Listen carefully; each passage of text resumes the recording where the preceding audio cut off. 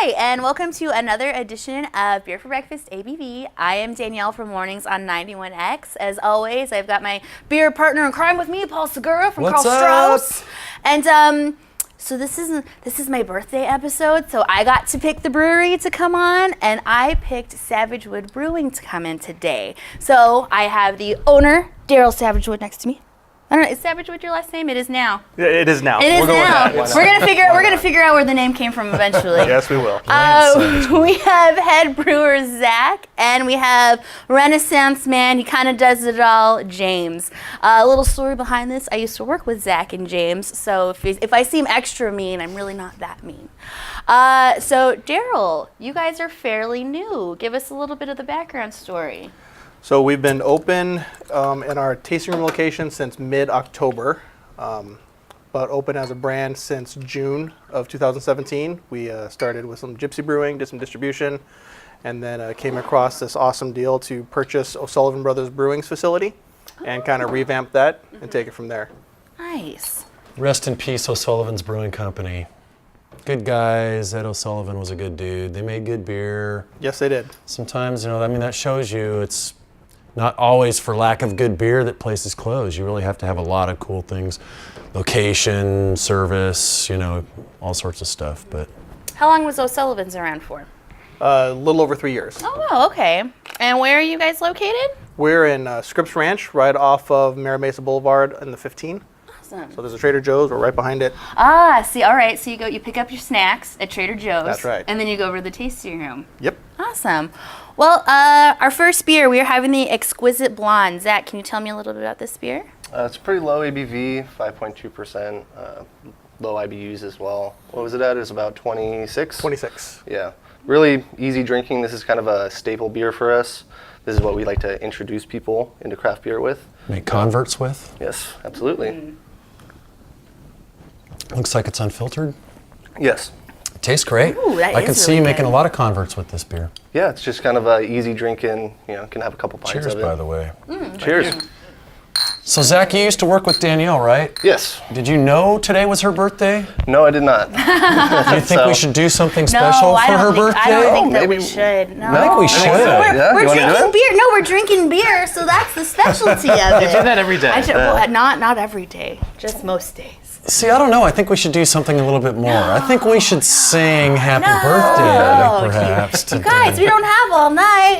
We got beers to drink. Oh, she's so It modest. won't take a She's so minute. It'll modest. only take a minute. You guys are embarrassing. Well, Not even a full minute. I'm sure the happy Yeah. birthday you know, Come on. we've got something Look at- special. Look at There we go. this. Oh my God, what is this? This isn't embarrassing at all. Yeah. Happy birthday to you. Happy birthday to you. Happy birthday, dear Danielle. Happy birthday to you. Well, thank you guys. Appreciate you all out there. Yeah. Just turned 21. Oh gosh. Having our first What beer. is that? First yeah, beer. right? There we First go. one ever. So tell me about this beer. I've never had beer before. I just turned 21. Thanks for indulging, guys. And Yeah, singing. yeah. Our Thank you pleasure. for Yeah, we embarrassing gotta me. celebrate. one way Yeah. or another today. So It's always appreciated. This back to the beer. This has a lot of flavor behind it. I sometimes feel like blondes don't have a lot of body and flavor behind it, and this is delicious. Yeah, it's got some body to it. It's got a pretty heavy Whirlpool addition that gives it a lot of the hop aroma and the flavor, and it's just a solid, easy drinking beer. It's got a nice bready flavor too, almost a little bit of toast in the finish or something. You guys use more than just 2-row in this, right? Yeah, we use some crystal malts as well as, he can tell you a little bit more. It's been a while since I brewed it. Crystal malt and carapils, and we mash it a little bit higher than a typical blonde to get a little bit more mouthfeel to it. Okay. And then we dry hop it with laurel hops. Oh, okay, Give it a cool. little floral Yeah. fruitiness to the back end. I'm thinking it's the carapils that gives it that nice Yeah, that nutty, body, sort of yeah. bready flavor. Good job on this beer, guys. So this is the beer that got me down this road. This was the second homebrew I ever did, was a blonde ale from my wife's grandfather's 80th birthday. And he's a crotchety old guy, and he actually said, "This is the best beer I've ever had. You should make it professionally." And that's kind of where this there whole you thing go. started. Now you're doing it. Awesome. How long were you homebrewing for? 3.5 years. Okay, very cool. How did you get into homebrewing? On a kind of a dare.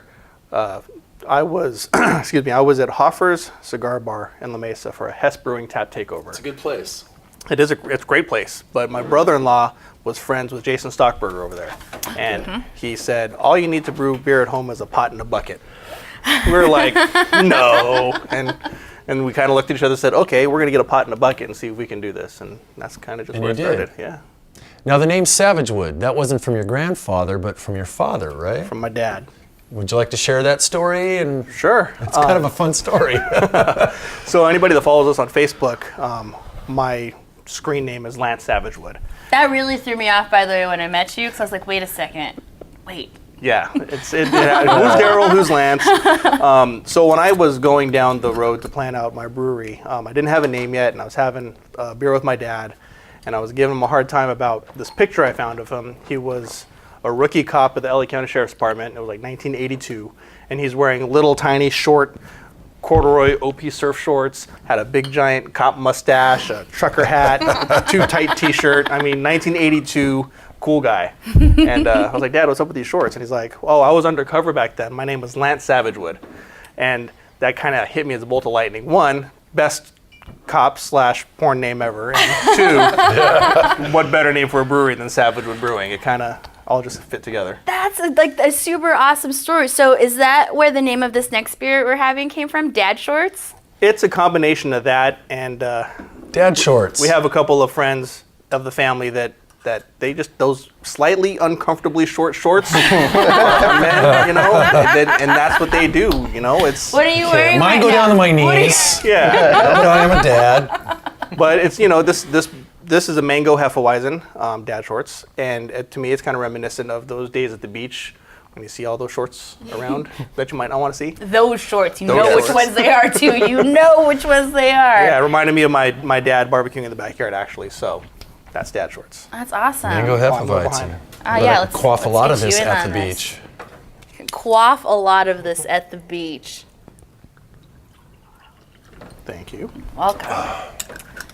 All right, so Wow. this is a mango Hefeweizen coming in at 5.8%. It's as advertised too. You fully get the mango in there. It's got a nice sweet finish, maybe even a little vanilla that kind of goes with the mango. Tiny bit, yeah. Using Bavarian yeast on this to get the bananas and the vanilla and We just use a Hefeweizen yeast. It wasn't a Bavarian one. So we got a lot of banana and bubblegum out of it. And then Yeah. the mango kind of rounds that out. totally get all that. Yeah. So there is actual fruit in this. It's not like flavored from the hops or anything like that. No, so it's a flavoring that we use, a mango flavoring that we added to it. But all the banana and the slight bit of clove and the bubblegum, that's all from the yeast. Awesome.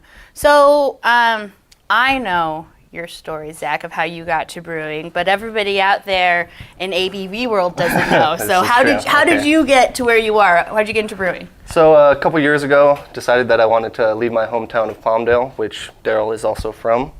I wanted to move to San Diego. My girlfriend was out here, and I was in the landscape nursery industry for about 10 years. Wanted to change that up, do something else. Found out that San Diego's a really big beer town, surprisingly so. So I thought that would be a really interesting job to get into. So, after searching for a job for a little bit, ended up at Groundswell Brewing Company, and just took off from there. Just really started doing deliveries, started working in the brewery, just moved up. Just worked your way up. Yeah. That's awesome. Hard work opens doors. Yes, it does. And James, last time we were working together, you were doing some cellar work. Are you still doing cellar work at Savagewood? I am. Awesome. So how did you kind of get into the beer scene? So I actually moved to San Diego specifically to get into beer. I'd been homebrewing for probably like 3 years, I think, at the time when I moved. And got into Groundswell, with you guys. We got hired at the exact same time, actually. We did. I remember. We interviewed. You walked out of your yeah. interview and I Yeah. walked into Yeah. mine. Yes. And then it's been upwards since then, so Very cool. yeah. So now you're kind of a jack of all trades, doing all kinds of stuff, cleaning tanks, something and like that. milling grain, and Yeah. Well, we'll get him on some stuff. I don't know that I'm a jack of anything, but I try and do everything. I know what kind of jack you are. hey now, We're not supposed to talk about that. It's later. And I think it's important to call out that I didn't go and just pillage Groundswell staff. No, not at all. No, it was a natural gravitational force that just brought us in. But Groundswell is, Groundswell is where my first Gypsy brew was done. So I contracted with them for my first brew to go out into distribution, and Zach brewed my very first commercial beer. And when he found out I was opening up a tasting room, he begged and pleaded. And I got on my knees, you know. You know, I'm glad you threw that out there because it is kind of a small-knit community in San Diego, and it's just a small world in general. And if you start poaching employees from other places, then it's, you know, it's not being a really good neighbor. No, that kind of sours relationships. And we're all pretty good neighbors. Yeah, absolutely. It's a really cool community to be a part of. Totally, yeah. And I remember, you know, when I was working there, and we would see your kegs back there, and I saw this logo, and I was like, "What is that logo? What is the story behind your logo? Because it's really cool." So I got the name Savagewood. That was pretty much set in stone. So I'm thinking, what can I do to, you know, portray that? My dad's family from Canada, they're Native American up there, and they do wood carving, the totem poles, the paddles, the masks, all that. And then on my mom's side, you know, we're Asian, obviously, if you couldn't tell. And so I kind of wanted to take a little bit of both of that and put it together. So I took some like samurai mask influence. I took some, you know, Emojin dragon influence. I took the wood carving style from my Native American relatives, and I kind of put it all together and came up with a sketch. And I had a comic book artist finish it up for me. So That's cool. It looks like a villain from a comic book. It Looks kind of cool. reminds me of like The Mask, you know, Yeah. the Jim Carrey movie when he puts it on, and then depending on how evil you are, depends on how it looks. Well, it's really cool. Everybody gets something different from it. I've heard the mask, I've heard tiki, I've heard samurai, I've heard a bunch of different things. I've heard Groot from Guardians of the Galaxy. Yeah, I can see that. To me, it looks like the green guy on the Spider-Man, the Gremlin. Oh, the Green guy. Goblin? Green Goblin? Green Goblin, yeah. Got right in the face. It's a lively one. Would be the first. So moving on. All right, it belongs in a museum. What is this? Obvious other than belonging in a museum. This is a French Saison, and we do movie nights at the brewery on Wednesday nights. And when this beer was done and we were releasing it on that night, we were playing Raiders of the Lost Ark. And so one of the lines from that movie was like, "It belongs in a museum." And he goes, "No, you belong in a museum." And for some reason that just kind of hit, you know. So we have this French Saison that we feel belongs in a museum. It was really just a movie tie-in, but it stuck. Okay. So a French I think it belongs on my Saison. tongue That's what I was thinking. and in my Get belly. it in. In my belly. All right, let's see. All right, peppery. You get a little bit of the phenolic, farmhousey aroma.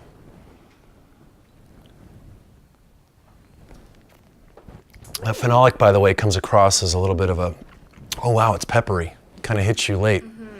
But the phenolic comes across like a little Band-Aid-y, like it should, which is very appropriate to the style for this beer. But it's not over. It doesn't. It's like not too much. Right. It just has like that tinge of it because that pepper kind of takes over at the end of it. Doesn't it?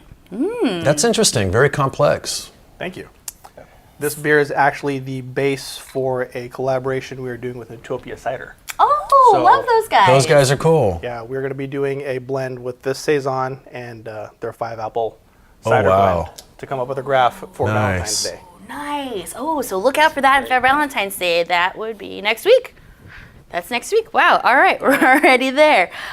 So you kind of touched on the trivia night that you do. And I see this come up on Facebook all the time. Can you kind of explain what trivia night is and where it came from, when it is? Yeah, trivia nights every Thursday starting at 7. Usually goes until about 9 o'clock, somewhere around there.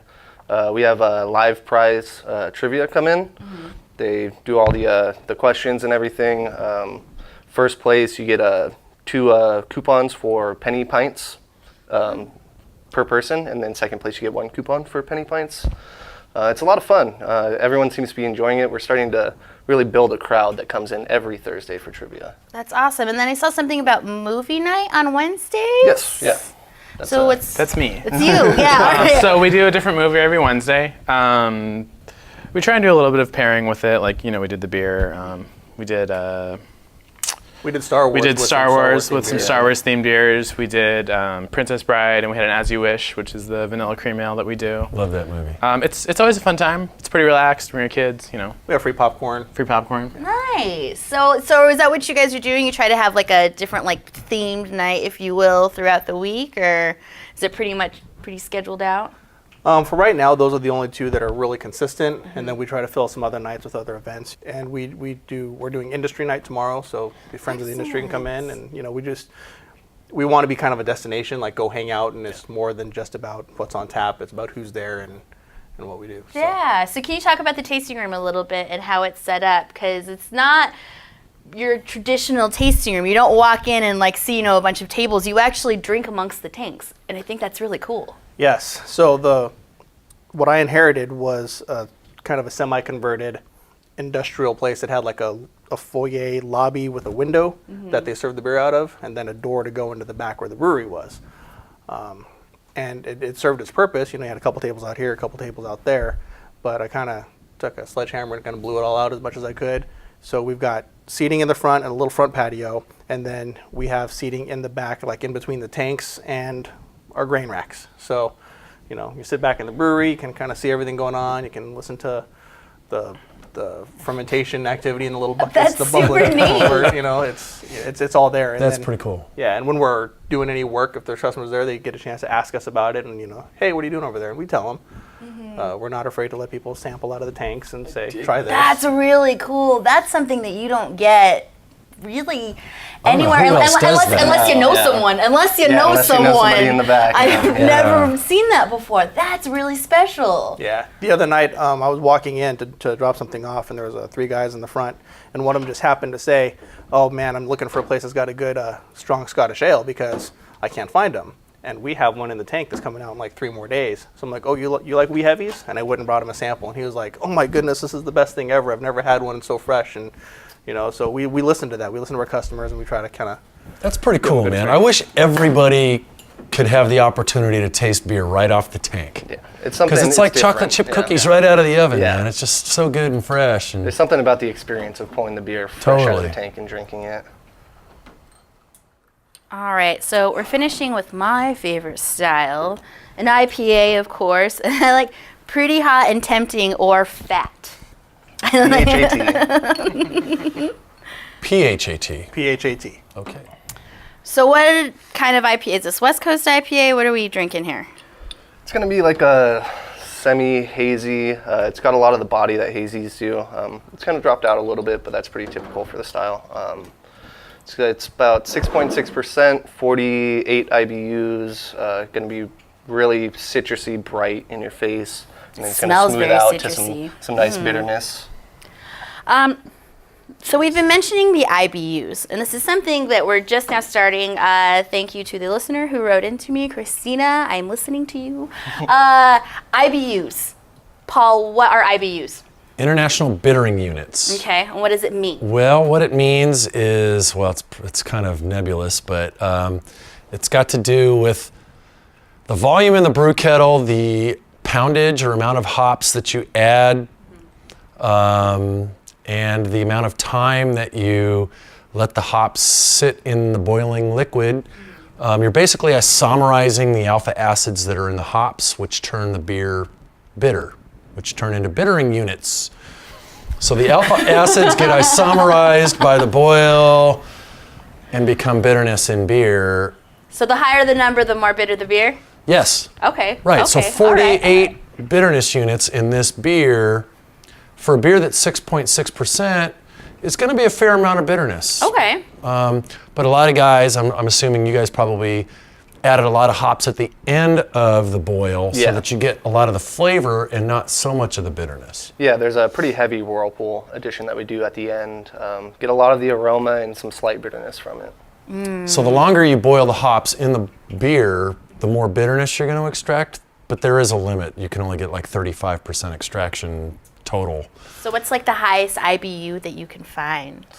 Most of the time, if it's over 100, people just put 100 plus. Oh. Green Flash had one at 130 or 140, pallet wrecker, I think it was. Pallet record. That was That's a good name for that. But I think the human palate can only pick up about 100, so it's kind of futile to put anything over 100. Yeah. interesting. All right. Well, let's get down on this. So this comes out at 48. Oh, I already started on mine. Sorry. Yeah, mine's like half gone now.